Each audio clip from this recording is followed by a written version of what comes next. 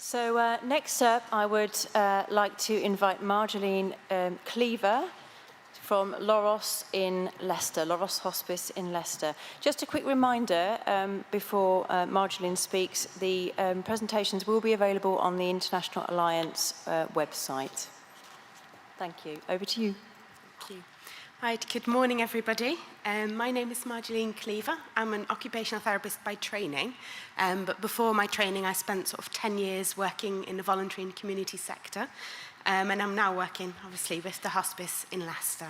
I just wanted to thank you for this opportunity to share about the project today, and what I'm really hoping to do is to take you on the journey with us that we went on with the Evolve project.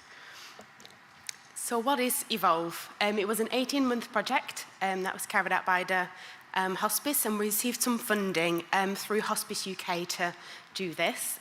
And the aim of the project was to support patients with, sorry about abbreviations, so MND, we know that one, and FTD has been mentioned, frontotemporal dementia.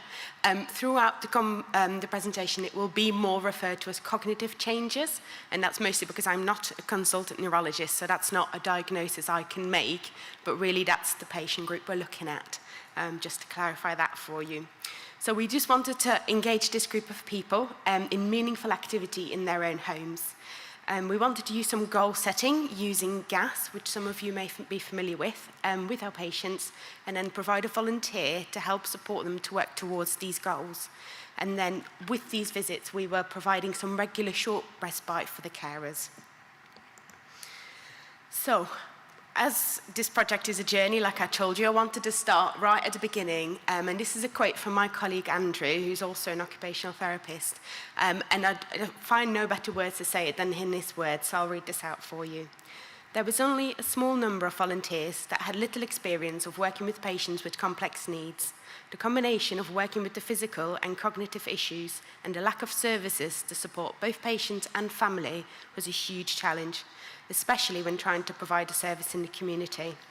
The lack of services and support for this demanding patient group was of great concern to me and a gap in service that needed to be filled.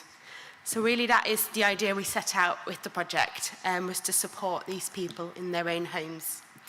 So we started by trying to recruit our volunteers. So this is our advert that went out. We tried a lot of social media advertising, and really kind of targeting some of our hospice shops, charity shops, and marketing channels already available to us. You will find that it says home visiting team. That's because we wanted to sort of screen the people that were interested in this type of volunteering, and really sort of have a little bit of a cream of the crop group of volunteers. So we were looking for people with a bit of a understanding of health and social care, either former professionals, people who just cared for a loved one, who had an idea of what it would involve to support someone through quite a tough journey. And then we needed people that were available weekdays and during the day. And that just meant that we had staff support in the office for them, and we were only ever a phone call away when our volunteers were out and about visiting, and it just gave them that extra level of confidence, really. So we invited them for an informal chat, and from there we sort of worked out whether they would join the home visiting team or Evolve, and we managed to recruit 6 volunteers altogether through this. So how did we get our patients involved? We're quite in a lucky position at the hospice that we host a fortnightly, a multidisciplinary team meeting. And this is sort of the list of the professionals that are involved within that. So we've got MND specialist nurses, we have some dietitians involved, a community integrated team, so they're the OTs, physios, and more dietitians who support people in home. We have our consultants involved as well, counselling services, but most importantly is that we always have volunteer representation from the MNDA and also from services like home visiting. So it's a real mix between professionals, volunteers, and we're trying to capture with this meeting everyone that could be involved in supporting our MND patients. So we kept our referrals internal to our organisation and these partners because we feel it captured really most the key people that were involved.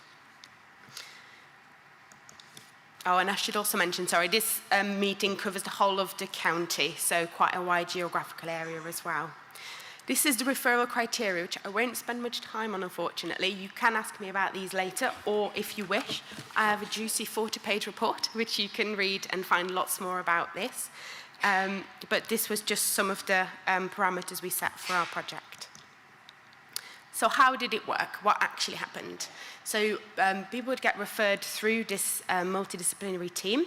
I would then make contact with them, either over the phone or face-to-face, and arrange to go and see them at home. The reason I had to go and see them at home was partly so we could do our goal setting and explain about the project and what was going to happen, see if they were interested in taking part. But it also carried out a minor risk assessment of the home. That's not claiming anybody would have an unsafe home, but it was my responsibility to know where I was sending my volunteers and to know how it was all going to work and if there was anything that needed to get sorted within that.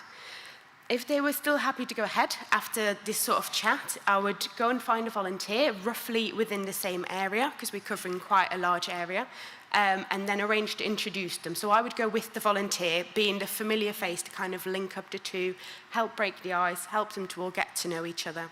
After that, the volunteers would visit on a weekly basis, sometimes a fortnightly basis, and I would be sort of the long-arm supervision, so I would be the person in the background, making sure everybody knew where they had to be when, what was happening, and making sure that the volunteers had a sounding board as well.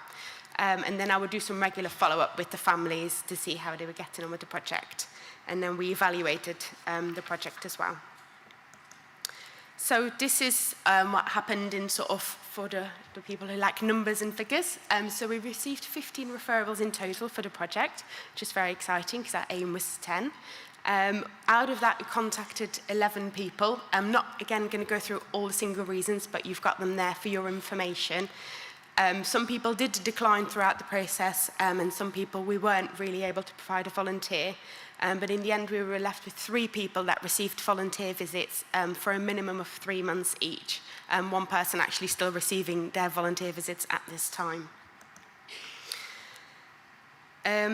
Sorry, I should mention, when it says that the project went live, it's because within the 18-month project, it took us about 4 months to set up all the different infrastructure that was required to get everything into place, get our volunteers recruited and trained as well. So that's where you'll find that being mentioned. So with our goals then, so each patient had identified some goals with some support from their family members, and those goals were walking, going outdoors, gardening, and either painting or some form of artwork. Different volunteers started at different times with their patients, but a few weeks into each of these visits, we started to see a bit of a pattern that they weren't working towards their goals. And so we tried different ways of breaking down activities, making it more accessible, figuring out how we could get them to engage in their chosen activities. But they continued to decline, or sometimes we made excuses and say, shall we do it next week? Shall we do this next time? Shall we try and do this another day? The weather's not so good. There was different reasons for that. I didn't have enough time within the project to have an in-depth analysis of why this could be. Obviously, we were working with people with cognitive changes, which did provide some of the challenge, but it was in the patient's best interest to sort of not really hammer down on these goals, but to continue with our visits. So what we did do is we were able to provide 68 volunteer visits by our 3 volunteers.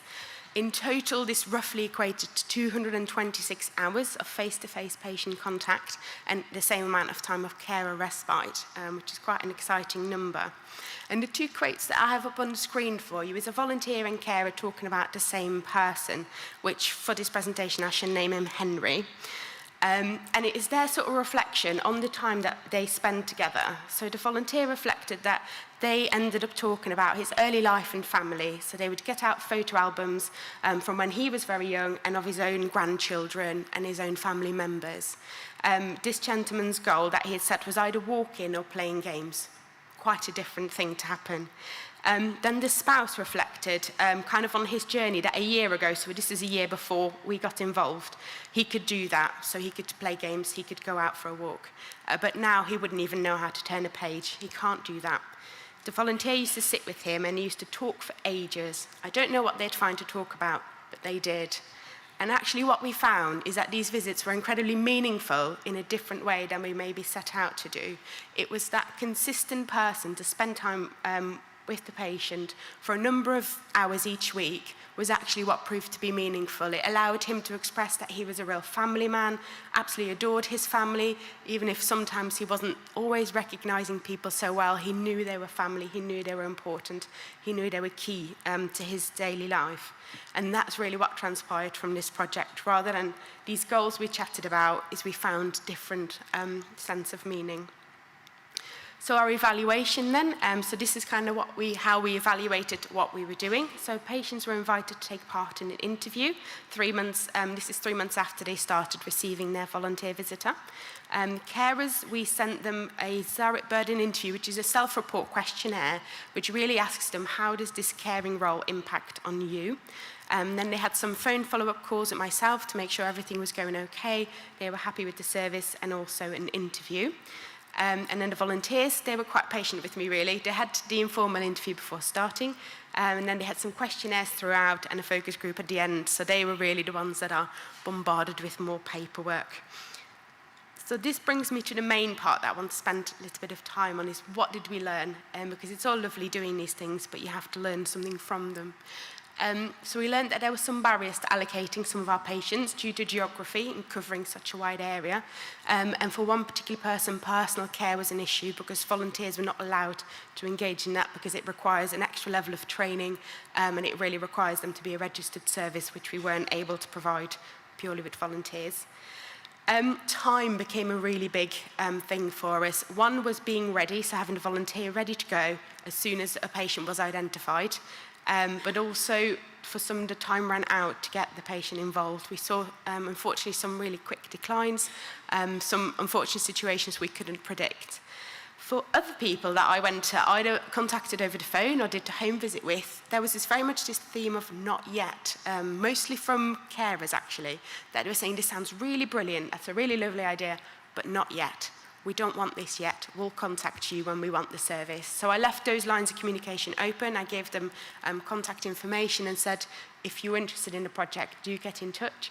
Unfortunately, I didn't hear any more from those particular people, which again is a really interesting question that might need a little bit more work.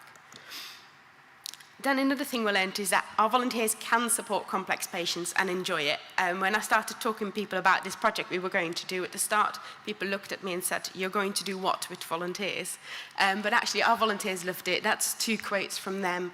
And I kept a really close eye on them throughout, and they absolutely enjoyed engaging with these people, going to their homes and just seeing how they could get them to engage in different things.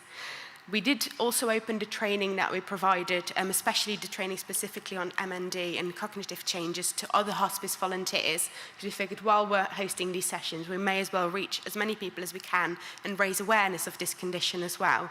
And our volunteers, the feedback was quite positive. The training was quite applicable, so I tried to not dumb down the condition, but really keep it to what are you likely to see, what are you likely to experience, what does it feel like for this person?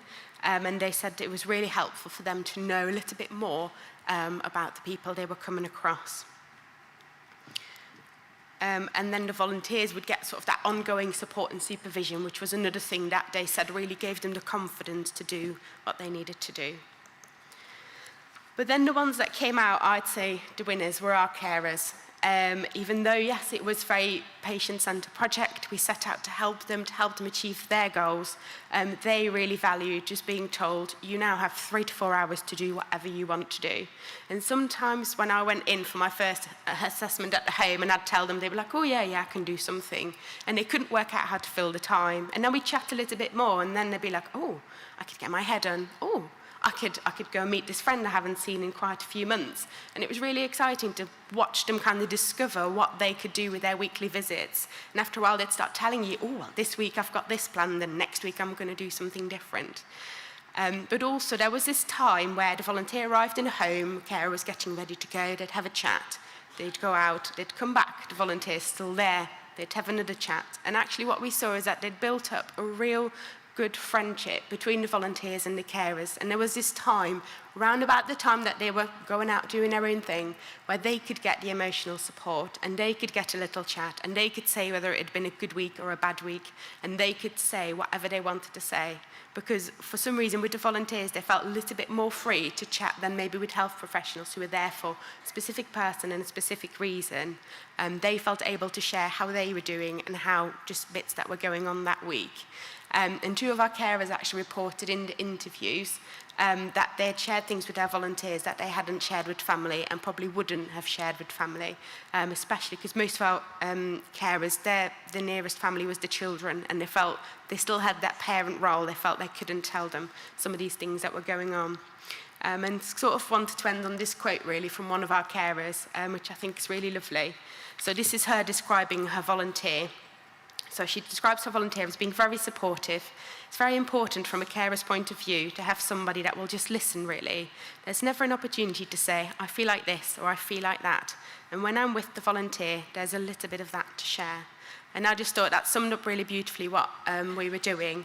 And in our sort of really patient-centred world, and I know we all work really, really hard to support them as best we can, I think it's often the carers themselves who put themselves in the background and who stop wondering how they're doing and what's going on and how their week has been. They're just carrying on looking after this person. And just wanted to leave you with that kind of encouragement and that challenge, really, to also look after the carers, whatever setting that you're in. That's the end of my presentation for this morning. If there's any time for questions? Yeah? Any questions at all? Thank you.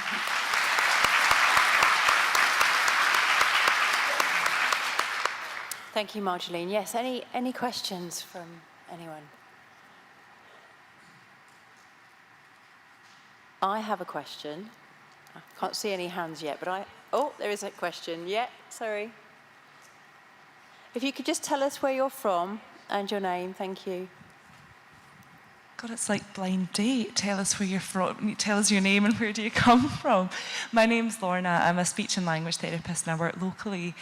I found the information about the carers really interesting, but I'm wondering if there was any post-bereavement follow-up with your volunteers for carers who were maybe feeling isolated after their loved one had passed on. Actually, with this particular project, we didn't come across any bereavement. We finished in August, and actually I'm quite pleased to say that all of our patients are still with us. So that's not something we really... Do you have any follow-up strategy for that event? Oh, for the visit, sorry. Or for bereavement? For bereavement, yeah. No, I think I would probably refer within the hospice to kind of the bereavement follow-up we have there, but we didn't have any, unfortunately, specifically within the project, sorry. Any other questions?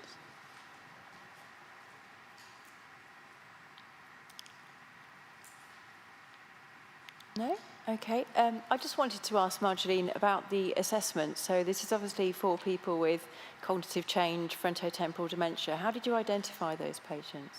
Yeah, so as part of our setup phase, we spend quite a lot of time exploring the cognitive, how do we assess, how do we know people have cognitive issues.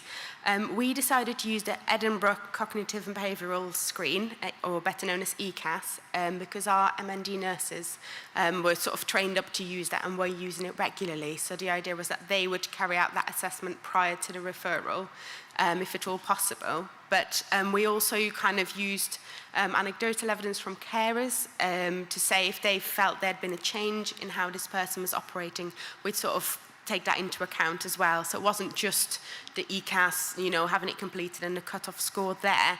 That just helped us have an indication of where the person was at. But carer evidence and professionals that may have worked with this person over a certain amount of time, we'd also take that into consideration. Because, yeah, that's quite a big debate, I'm aware of that. Any other questions? Yes, we have one at the back.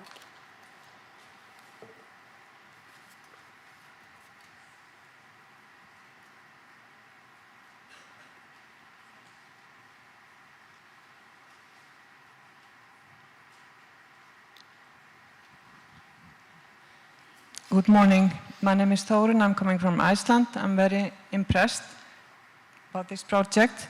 How are you planning to proceed? Are you taking this further or? I would like to hear something more, a little bit more about that. Thank you. So our immediate follow-up with this project was within the home visiting team that was mentioned. So they're a team within the hospice that, like a befriending service really, that visit people at home. So all of our patients were carried on into that. And I do happen to also work with that team part-time. So I basically continue to follow them up, which is quite lucky for us. But those people are still receiving their volunteer. It's just a slightly different follow-up.